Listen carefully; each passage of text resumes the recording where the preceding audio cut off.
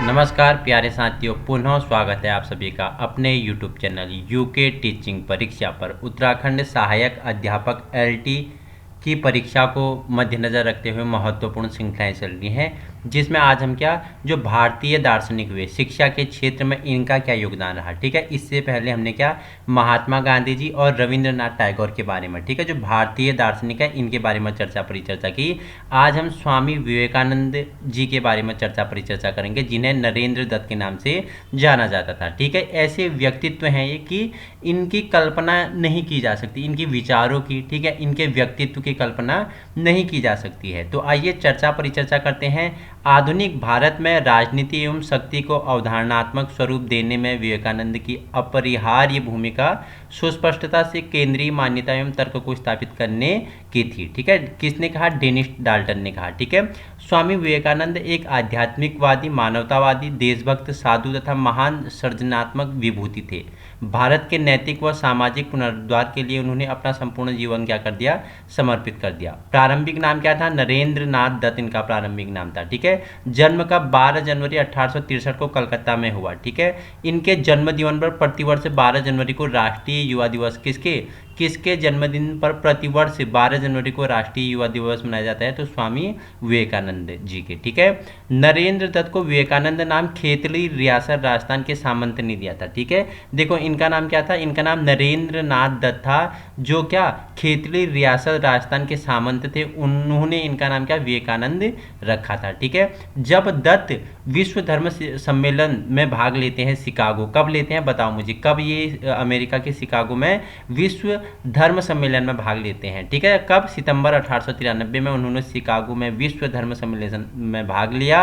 और मेरे अमेरिकी वासी भाइयों एवं बहनों, ठीक है, इनके ये भाषण इतने थे, इतने चर्चित रहे। देखो, इन्हें पहले तो भारतीय हैं करके इन्हें भाषण देने की अनुमति नहीं थी, और जब इन्हें अनुमति मिली तो केवल इन्हें 2 मिनट मिले। ठीक है, 2 मिनट को इन्होंने 2 घंटों में तब्दील करके रख दिया। ठीक है, इनके शब्द थे, मेरे अमेरिकन वासी भाइयों और बहनों। इतना बोलते ही अमेरिका की जनता की तालियों की गड़गड़ाहट सुनाई देने लगी। आप जाके सुनना कि विवेकानंद जी का 1893 के स्पीच सुनना, आपको पता चल जाएगा। ठीक है, 1897 में कलकत्ता के पास बेलूर में उन्होंने अपने गुरु के नाम पर रामकृष्ण मिशन की स्थापना की। ठीक है, इन्होंने ही रामकृष्ण मिशन की स्थापना की। कब? 1897 में। कहाँ की? कलकत्ता में बेलूर नामक स्थान पे। ठीक है, वहीं 1898 में उन्होंने पश्चिमी की यात्रा की और सेंट फ्रांसिस्को में शांति आश्रम व वेदांत सोसाइटी की स्थापना की। आपसे पूछेगा कि सेंट फ्रांसिस्को में शांति आश्रम की स्थापना या वेदांत आश्रम सोसाइटी की स्थापना किसने की? विवेकानंद ने की थी। ठीक है, विवेकानंद को भारत का आध्यात्मिक नेपोलियन कहा जाता है। ठीक है, इन्हें भारत का क्या? आध्यात्मिक नेपोलियन कहा जाता है। ठीक है, बंगाल की क्रांति का, रूसो तथा भारतीय आध्यात्मिक राष्ट्रवाद का जनक भी स्वामी विवेकानंद को कहा जाता है। ठीक है, हमारे लिए इंपोर्टेंट क्या होगा? हमारे लिए इंपोर्टेंट ये वाला सेशन होगा, क्योंकि आपके बीएड से सम्मिलित है और एलटी में यही पूछेगा कि इनका शिक्षा दर्शन, इन्होंने कैसी शिक्षा पे बल दिया, इनकी शिक्षण विद्या, पाठ्यक्रम, अनुशासन, इन सभी के बारे में हम परिचर्चा कर लेते हैं। स्वामी विवेकानंद का शिक्षा के क्षेत्र में क्या योगदान रहा? ठीक है, तो स्वामी विवेकानंद ने अपने शैक्षिक विचारों में एक समन्वित दृष्टिकोण को अपनाया है। उनके शिक्षा संबंधी विचारों में प्रकृतिवाद, आदर्शवाद और प्रयोजनवाद आदि के तथ्यों का समन्वित रूप दिखाया जाता है। ठीक है, जो स्वामी विवेकानंद है, इनकी शिक्षा में किस विचारों का? उसमें आपको प्रकृतिवाद का भी क्या दिखाएगा? मिश्रण दिखाई देगा, आदर्शवाद का भी और प्रयोजनवाद, इन तीनों का मिश्रण क्या है? इनका शिक्षा रूप है। किनका? स्वामी विवेकानंद का। ठीक है, स्वामी विवेकानंद जहां एक और प्रकृतिवादियों के समान इस बात का समर्थन करते हैं कि वास्तविक शिक्षा का आयोजन प्रकृति के संपर्क में रहकर ही किया जाना चाहिए, वहीं दूसरी ओर वो आदर्शवादियों की मान्यता को स्वीकार भी करते हैं कि शिक्षा का मुख्य उद्देश्य व्यक्ति के आध्यात्मिक विकास को घोषित करते हैं। ठीक है, विवेकानंद ने क्या बोला कि जो बच्चों की, जो व्यक्ति की शिक्षा है वो प्रकृति में होनी चाहिए। ठीक है, और दूसरी उन्होंने क्या बोला कि जो आदर्शवादियों का मान्यता था, उन्होंने बोला कि उनका जो मुख्य उद्देश्य है व्यक्ति को आध्यात्मिक विकास को भी क्या करना चाहिए? घोषित करना चाहिए। ठीक है, अगर प्रकृतिवादियों का नारा पूछेगा तो स्वतंत्रता, अगर आदर्शवादियों का पूछेगा तो क्या था इनका था अनुशासन। ठीक है, तो विवेकानंद जी के अनुसार शिक्षा का प्रमुख उद्देश्य पूर्णत्व को प्राप्ति है जो उसमें पहले से ही निहित है। ठीक है, शिक्षा क्या उद्देश्य क्या है कि व्यक्ति में क्या हो, पूर्णत्व की प्राप्ति हो और जो उसमें पहले से क्या है, निहित है, आपके अंदर पहले से निहित है, वो आप उजागर कर सके, उनका पूर्णत्व हो, यही क्या है, शिक्षा है। ठीक है, स्वामी विवेकानंद ने शिक्षा के क्षेत्र में प्रयोजनवादियों के विचारों को भी कुछ सीमा तक स्वीकार किया है। उनका विचार है कि हमें अपनी शिक्षा को व्यावसायिक पक्ष पर विशेष ध्यान देना चाहिए। विवेकानंद ने क्या बोला है, जो हमारी शिक्षा है उसमें हमने क्या, व्यावसायिक पक्ष को क्या करना चाहिए, बल देना चाहिए। ठीक है, नेक्स्ट 5वां पॉइंट है आपके लिए, विभिन्न विचारधाराओं के अतिरिक्त स्वामी जी ने अपने शिक्षा दर्शन में प्राचीन और आधुनिक विचारों का भी समन्वय स्थापित किया और समन्वयात्मक दृष्टिकोण के कारण वे जहां एक और आध्यात्मिक विकास पर बल देते हैं, वहीं दूसरी ओर लौकिक समृद्धि को भी वो क्या आवश्यक मानते हैं तथा शिक्षा में उसकी व्यवस्था पर बल देते हैं। ठीक है, नेक्स्ट पॉइंट आपके लिए 6 पॉइंट है कि इसी प्रकार विवेकानंद जी राष्ट्रीय और मानवतावाद में समन्वय स्थापित करते हैं। ठीक है, विवेकानंद ने क्या, एक तो आपको पता होना चाहिए राष्ट्रीयता और दूसरा आपका क्या, मानवतावाद पे इन्होंने क्या किया, इन दोनों के मिश्रण पे इन्होंने क्या किया, बल दिया। और क्या क्या, उसी के साथ वसुधैव कुटुंबकम की बात ये करते हैं। ठीक है, वसुधैव कुटुंबकम क्या होता है कि हम सारे संसार के लोग क्या हैं, एक परिवार के भांति जिएं, एक परिवार के भांति हमारे मन में क्या हो, उनके प्रति प्रेम हो, उनके प्रति आदर हो, तो वसुधैव कुटुंबकम की भावना की भी ये बात करते हैं। वहीं दूसरी ओर राष्ट्र को शक्तिशाली बनाने पर भी ये बल देते हैं। ठीक है, राष्ट्र को कैसा, शक्तिशाली बनाने पर भी बल देते हैं। देखो, तभी राष्ट्र को आप शक्तिशाली बना सकते हो जब आपके अंदर एक उत्तम शिक्षा हो। ठीक है, उत्तम शिक्षा क्या होगा कि आपके अंदर वसुधैव कुटुंबकम की सभी के प्रति क्या हो, समान आदर भावना प्रेम हो, तभी आप क्या कर सकते हो, एक राष्ट्र को शक्तिशाली बना सकते हो। ठीक है, नेक्स्ट पॉइंट है आपके लिए, स्वामी विवेकानंद ने स्त्री शिक्षा तथा जन शिक्षा को प्राथमिकता प्रदान की। देखो, विवेकानंद ने स्त्री शिक्षा और जन शिक्षा, ठीक है, जनता की शिक्षा और महिलाओं की शिक्षा को इन्होंने क्या, पहला दर्जा दिया, इन्हें प्राथमिकता प्रदान की एवं क्या, समायोजन के क्षेत्र में भी विशेष योगदान इन्होंने दिया था। ठीक है, उनके शिक्षा एवं जीवन दर्शन के विषय में डॉक्टर R.S. मैनी का कथन उल्लेखनीय है। उनके जीवन का लक्ष्य इस बात का प्रचार करना था कि लोगों में श्रद्धा तथा मानसिक वीर्य का विकास हो। लोगों में कैसी, श्रद्धा और मानसिक, ठीक है, लोगों में श्रद्धा भी होनी चाहिए और मानसिक वीर्य का विकास भी होना चाहिए। ठीक है, वे आत्मा का ज्ञान प्रदान करते हैं, वे आत्मा का ज्ञान प्रदान करें तथा अपने जीवन को दूसरों की भलाई के लिए त्याग दें। यही क्या है, एक अच्छी क्या है, एक उनकी इच्छा और आदर्शवादी है। ठीक है, वो क्या करें, दूसरों की भलाई करें, अपने जीवन दूसरों के लिए क्या करें, दान करें, मतलब कि दूसरों की भलाई पे अपना संपूर्ण जीवन न्यौछावर कर दे। तो ये इनकी क्या है, शिक्षा है। तो मनुष्य बनाने की शिक्षा का अर्थ बताइए। इनके अनुसार देखो, क्वेश्चन दूसरा है आपके लिए, इंपोर्टेंट होगा, इंपोर्टेंट क्वेश्चन नहीं है, आपने क्या, इनका जो एक्सप्लेन है, व्याख्या है, उससे आपको क्या करना है, इनके शिक्षा दर्शन को आपको समझना है। ठीक है, स्वामी विवेकानंद के अनुसार शिक्षा का उद्देश्य मनुष्य का निर्माण करना होना चाहिए। समस्त शिक्षा का अंतिम लक्ष्य मनुष्य का विकास करना है। जिस शिक्षा में प्रशिक्षण के आधार पर मनुष्य की इच्छा शक्ति का प्रकाश फलदायी हो, वही शिक्षा है।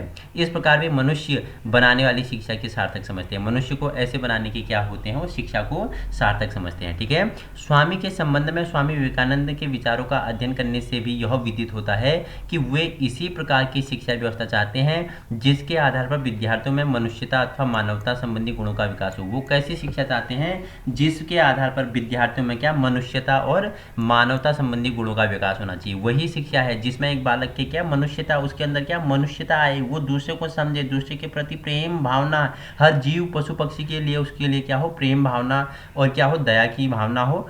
इसी को वो क्या करते हैं, विकास, इसी को शिक्षा का विकास समझते हैं। इस संदर्भ में स्वामी विवेकानंद के विचार उल्लेखनीय है।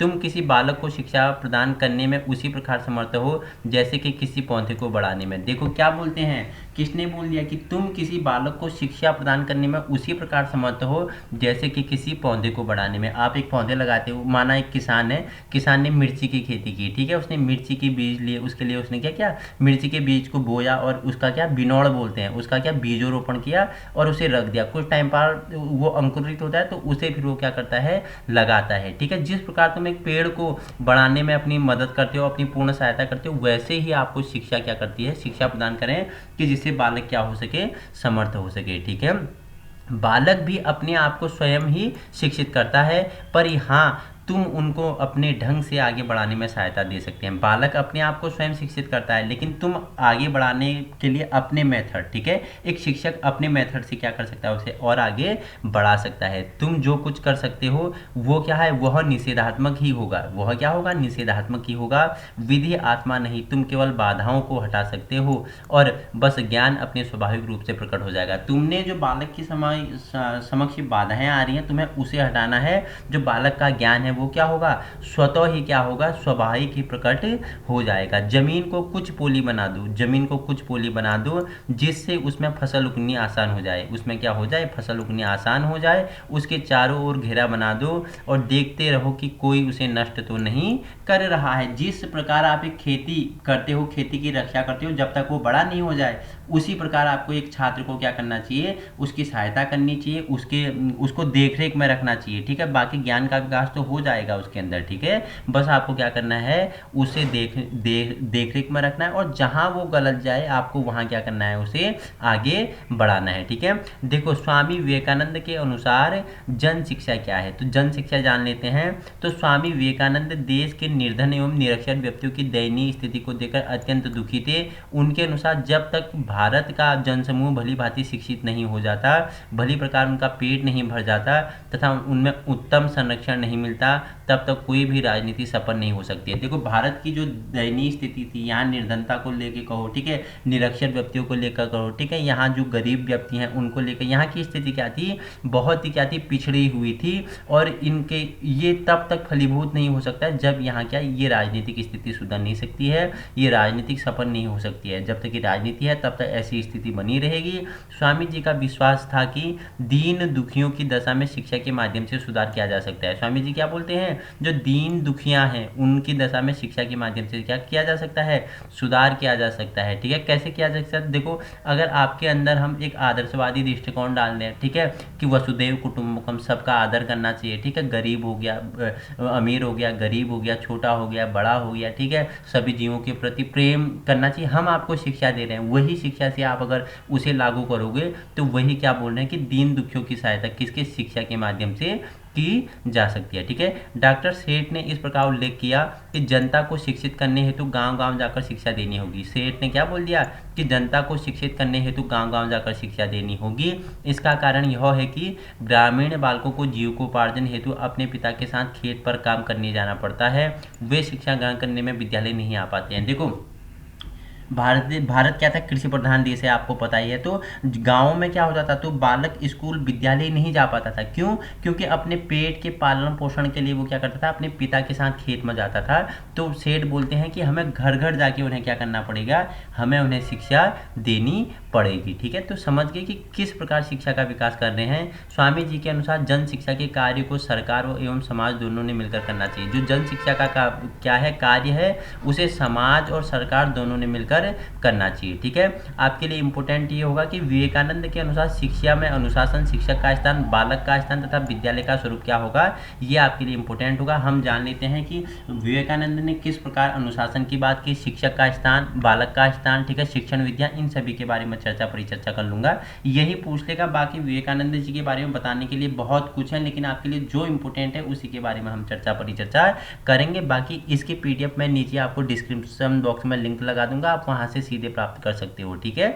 आपको कहीं जुड़ने की जरूरत नहीं है, इधर उधर भटकने की जरूरत नहीं है। तो अनुशासन कैसा कहा, स्वामी जी के अनुसार सभी अनुशासन वह है जिसमें व्यक्ति आत्म अनुशासन से प्रेरित होकर कार्य करता है। जब वह प्राकृतिक तत्व से प्रेरित होकर कार्य करता है उसे अनुशासित नहीं कह सकते। उसमें प्राकृतिक स्व पर संयम रखकर सामाजिक स्व प्रेरित होकर कार्य करना होगा, तभी सही अर्थ में अनुशासित कहलाएगा। उनके अनुसार आत्म द्वारा निर्दिष्ट होना और अपने व्यवहार में परिवर्तन करना ही क्या है, अनुशासन है, ठीक है। इन्होंने शिक्षा का स्थान क्या कहा, स्वामी जी अध्यापक को महत्वपूर्ण स्थान देना चाहते हैं। वे शिक्षक को भौतिक तथा आध्यात्मिक दोनों प्रकार के ज्ञान से परिपूर्ण देखना चाहते हैं। स्वामी जी क्या बोलते हैं, एक शिक्षक के अंदर भौतिक ज्ञान, आध्यात्मिक ज्ञान दोनों प्रकार का क्या होना चाहिए, ज्ञान होना चाहिए। वो दोनों में निपुण होना चाहिए, जिससे वह बालकों को लौकिक और आध्यात्मिक दोनों प्रकार का ज्ञान सके। देखो, शिक्षक में अगर आध्यात्मिक और भौतिक दोनों प्रकार का ज्ञान होगा तो बालक को भी उसी प्रकार का ज्ञान दे सकेगा और बालक का उत्तम विकास कर सकेगा। अध्यापक को छात्रों के समक्ष अपना आदर्श प्रस्तुत करना चाहिए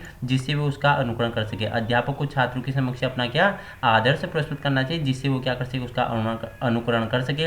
अनुकरण करके बालक भी शिक्षक के समान आदर्श व्यक्तित्व वाले बन सकते हैं। इसलिए शिक्षक को संयमी, ज्ञानी और योगी होना चाहिए। शिक्षक को कैसा, किसने बोल दिया कि शिक्षक को संयमी, ज्ञानी और योगी होना चाहिए? तो विवेकानंद ने। ठीक है, वहीं स्वामी जी के अनुसार शिक्षक को मनोविज्ञान का ज्ञान भी होना चाहिए जिससे वह बालक की योग्यता, क्षमता और रुचियों को समझ सके और उसी प्रकार की शिक्षा दे सके। बहुत ही महत्वपूर्ण है, शिक्षक को जब तक मनोविज्ञान का ज्ञान नहीं होगा तब तक वो बालक को शिक्षित नहीं कर सकता। ठीक है, तो मनोविज्ञान का ज्ञान आवश्यक है जिससे वो बालक की रुचियों, क्षमता, योग्यताओं को जान सके और बालक को उसी प्रकार की शिक्षा प्रदान कर सके। ठीक है, बालक का स्थान क्या है? स्वामी जी के अनुसार बालक को ब्रह्मचर्य का क्या करना चाहिए? व्रत का पालन करना चाहिए। उसे भौतिक और आध्यात्मिक ज्ञान प्राप्त करने में ब्रह्मचर्य सहायक करता है। उनके अनुसार बालक संयमी, अनुशासित और इंद्रिय निग्रह वाला होना चाहिए। उसे गुरु में श्रद्धा और ज्ञान के प्रति जिज्ञासा रहनी चाहिए और सत्य को जानने वाला होना चाहिए। ठीक है, आध्यात्मिक प्राप्ति करने के लिए बालक को गुरु में अपार श्रद्धा और समर्पण की भावना होनी चाहिए। ठीक है, विद्यालय का स्वरूप इन्होंने कैसा कहा? स्वामी जी गुरुकुल प्रणाली के समर्थक थे। वे चाहते थे कि उसके साथ ही साथ आधुनिक परिवेश में विद्यालयों की स्थापना भी की जाए और विद्यालय शहर के कोलाहल से दूर प्रकृति की गोद में होना चाहिए। उन्होंने क्या बोला कि विद्यालय कहाँ, जो शहर है उससे दूर होना चाहिए, प्रकृति की गोद में होनी चाहिए। विद्यालय का वातावरण शुद्ध, स्वच्छ, शांत और मनोहारी होना चाहिए। वहाँ व्यायाम, खेलकूद, भजन कीर्तन, अध्ययन, अध्यापन और यौगिक क्रियाओं का भी प्रबंध होना चाहिए। विद्यालय प्रकृति में होना चाहिए। ठीक है, शहर से दूर होना चाहिए। ठीक है, जहाँ खेल हो गया, खेलकूद हो गया, व्यायाम हो गया, भजन कीर्तन आदि अध्यापन क्रियाओं को क्या किया जा सके, इनको जोड़ दिया जा सके। ठीक है, देखो आइए जान लेते हैं, इंपोर्टेंट है शिक्षा दर्शन के आधारभूत सिद्धांत। ठीक है, इन्होंने पुस्तकों का अध्ययन ही शिक्षा नहीं कहा। ठीक है, पुस्तकों का अध्ययन ही शिक्षा नहीं है। ज्ञान व्यक्ति के मन में विद्यमान है, वह स्वयं ही सीखता है। ज्ञान व्यक्ति के ही मन में क्या है, विद्यमान है, वह स्वयं ही सीखता है। ठीक है, चित्त और एकाग्रता की शक्ति ज्ञान प्राप्त करने की कुंजी है। ठीक है, इस व्यक्ति को विकसित करने के लिए ब्रह्मचर्य आवश्यक है। जो चित्त और एकाग्रता है उसकी शक्ति है, वो ज्ञान प्राप्त करने की क्या है, कुंजी है, चाबी है। इस शक्ति को विकसित करने के लिए ब्रह्मचर्य आवश्यक है। मन, वचन तथा कर्म की शुद्धि आत्मनियंत्रण है। ठीक है, शिक्षा बालक का शारीरिक, मानसिक, नैतिक तथा आध्यात्मिक विकास करे।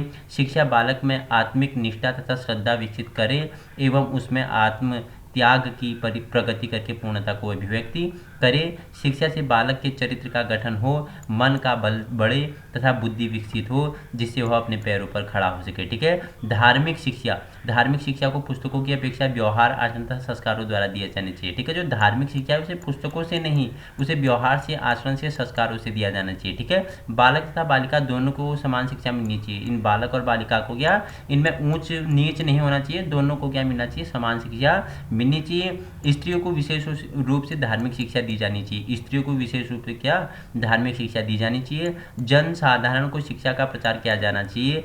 तकनीकी शिक्षा की व्यवस्था की जाए जिससे औद्योगिक उन्नति हो तथा देश की आर्थिक सुधार किया जा सके। ठीक है, शिक्षक एक मित्र है, दार्शनिक तथा पथ प्रदर्शक है। उसे सहानुभूतिपूर्ण ढंग से बालक के मस्तिष्क में स्थित ज्ञान का पथ प्रदर्शन करना चाहिए। ठीक है, अध्यापक क्या है, मित्र है, दार्शनिक है, पथ प्रदर्शक है। उसे सहानुभूतिपूर्ण ढंग से बालक में क्या करना चाहिए, उसके मस्तिष्क में ज्ञान का पथ प्रदर्शक या निर्माण करना चाहिए। शिक्षक तथा छात्रों के संबंध अधिक से अधिक निकट हो। शिक्षक और छात्र कैसे हो, अधिक से अधिक आपस में निकट हो, इनमें प्रेम भावना, सद्भावना और आदर का प्रति इनमें क्या हो, आपस में इनमें लगन हो। ठीक है, पाठ्यक्रम में उन सभी विषयों को स्थान दिया जाना चाहिए जिनके संबंध में बालक का भौतिक तथा आध्यात्मिक दोनों प्रकार का विकास हो सके। पाठ्यक्रम में दोनों को बल देना चाहिए, किसको, भौतिक को भी, आध्यात्मिक को भी। ठीक है, देखो शिक्षा के अर्थ इन्होंने क्या कहा, स्वामी विवेकानंद के अनुसार शिक्षा का अर्थ केवल उन सूचनाओं से ही नहीं जो बालकों के मस्तिष्क में बलपूर्वक ठूसी जाती है। उन्होंने लिखा है कि यदि शिक्षा का अर्थ सूचनाओं से होता तो पुस्तकालय संचार के सर्वश्रेष्ठ संत होते हैं। क्या बोलते हैं विवेकानंद कि जो क्या है, जो शिक्षा है उसका अर्थ केवल पुस्तकों से नहीं, अगर पुस्तकों से होता, जो क्या है, जो संसार की जो लाइब्रेरी है ना, वो संसार की सर्वश्रेष्ठ संत होते और विश्वकोश कृषि बन जाता, विश्वकोश क्या बन जाता, ऋषि बन जाता। ठीक है, ऋषि बन जाता। स्वामी विवेकानंद के अनुसार शिक्षा उस सन्निहित पूर्णता पर प्रकाश डालता है, प्रकाश है जो मनुष्य के पहले से ही विद्यमान है। शिक्षा उस सन्निहित पूर्णता पर प्रकाश डालता है जो मनुष्य के अंदर पहले से विद्यमान है, मनुष्य के अंदर पहले से विद्यमान है, उसको उजागर करना है, क्या है, शिक्षा है। ठीक है, तो शिक्षा के उद्देश्य क्या होने चाहिए? पहला आपका हो पूर्णता को प्राप्त करने का उद्देश्य होना चाहिए। ठीक है, स्वामी जी के अनुसार शिक्षा का प्रथम उद्देश्य अंतर्निहित पूर्णता को प्राप्त करना है। उसके अनुसार लौकिक एवं आध्यात्मिक सभी ज्ञान मनुष्य के मन में पहले से विद्यमान होते हैं, बस जरूरत है उन्हें बाहर निकालने की। ठीक है, सेकंड बोला कि शारीरिक एवं मानसिक विकास का उद्देश्य। विवेकानंद जी के अनुसार शिक्षा का दूसरा उद्देश्य बालक का शारीरिक एवं मानसिक विकास है। उन्होंने शारीरिक उद्देश्य पर इसलिए बल दिया जिससे आज के बालक भविष्य के निर्भीक एवं क्या बलवान योद्धा के रूप में गीता का अध्ययन करने, देश की उन्नति कर सके। शिक्षा के मानसिक उद्देश्य पर बल देते हुए उन्होंने बताया कि हमें ऐसी शिक्षा की आवश्यकता है जिसे प्राप्त करके मनुष्य अपने पैरों में खड़ा हो जाए। ठीक है, तीसरा इन्होंने बोला कि नैतिक तथा आध्यात्मिक विकास का उद्देश्य होना चाहिए और बालक के चरित्र निर्माण का उद्देश्य। शिक्षा कैसी होनी चाहिए जिससे बालक के चरित्र, उत्तम चरित्र का क्या हो सके, निर्माण हो सके, वह मन वचन और कर्म से क्या बन सके, पवित्र बन सके। ऐसे चरित्र का निर्माण करना बालक में जिससे वह मन वचन कर्म से मनसा वचनम कर्मम, ठीक है, मन वचन और कर्म से क्या हो, पवित्र बन सके। ठीक है,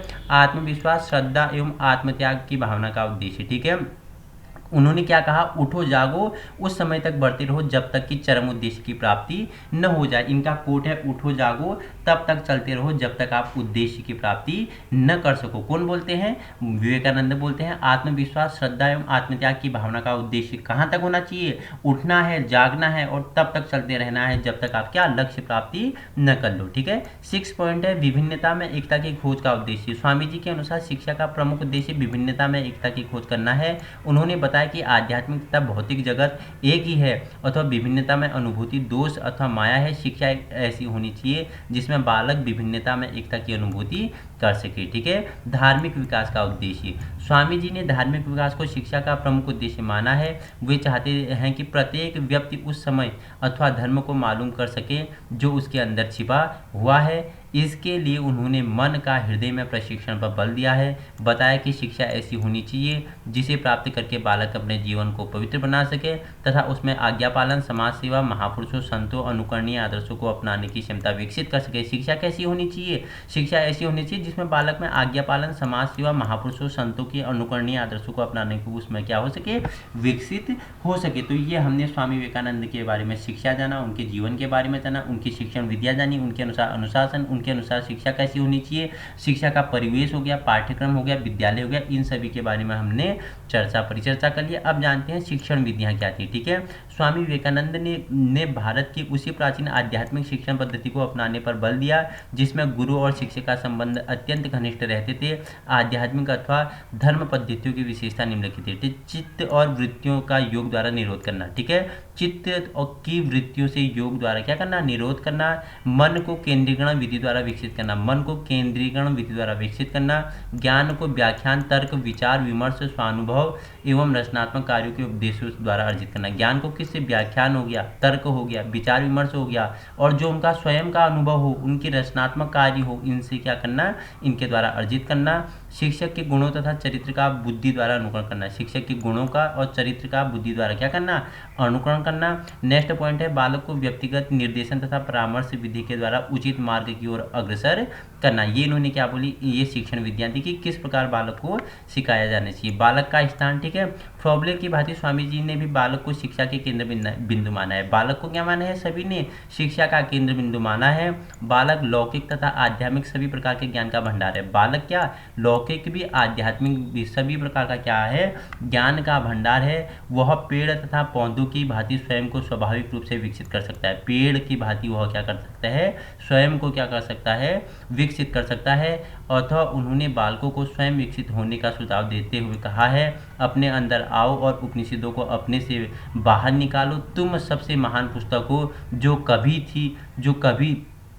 थी अथवा होगी। जब तक अंतरात्मा नहीं खुलती समस्त बाह्य शिक्षण व्यर्थ है। जब तक आपके अंतरात्मा नहीं खुलेगी तब तक क्या है, समस्त बाह्य जो शिक्षण है वो क्या है, व्यर्थ है। ठीक है, नेक्स्ट शिक्षक क्या स्थान, इन्होंने क्या बोला कि देखो स्वामी जी ने को सर्व शिक्षा, ठीक है, स्वशिक्षा में विश्वास था। वे कहते हैं कि हम में से प्रत्येक व्यक्ति अपना स्वयं शिक्षक है। बाह्य शिक्षक तो केवल ऐसे सुझाव प्रस्तुत करता है जिनसे आंतरिक शिक्षक आत्मा को कार्य करने और समझने के लिए चेतना मिलती है। अतः शिक्षक के स्थान पर प्रकाश डालते हुए स्वामी विवेकानंद लिखते हैं, शिक्षक एक दार्शनिक मित्र तथा पथ प्रदर्शक है जो बालकों को अपने ढंग से अग्रसर करता है। तो ये हमने आज क्या स्वामी विवेकानंद के बारे में परिचर्चा कर ली है। जितना आपके लिए इम्पोर्टेंट है उसके बारे में हमने परिचर्चा की। इसी प्रकार की वीडियो पाने के लिए आप अपने यूट्यूब चैनल यूके टीचिंग परीक्षा पे जुड़ सकते हैं और इसी वीडियो पाने के लिए अधिक से अधिक चैनल को शेयर कीजिएगा मित्रों में, इसलिए आपके लिए जल्दी से जल्दी लेटेस्ट वीडियो अपलोड होंगी एलटी की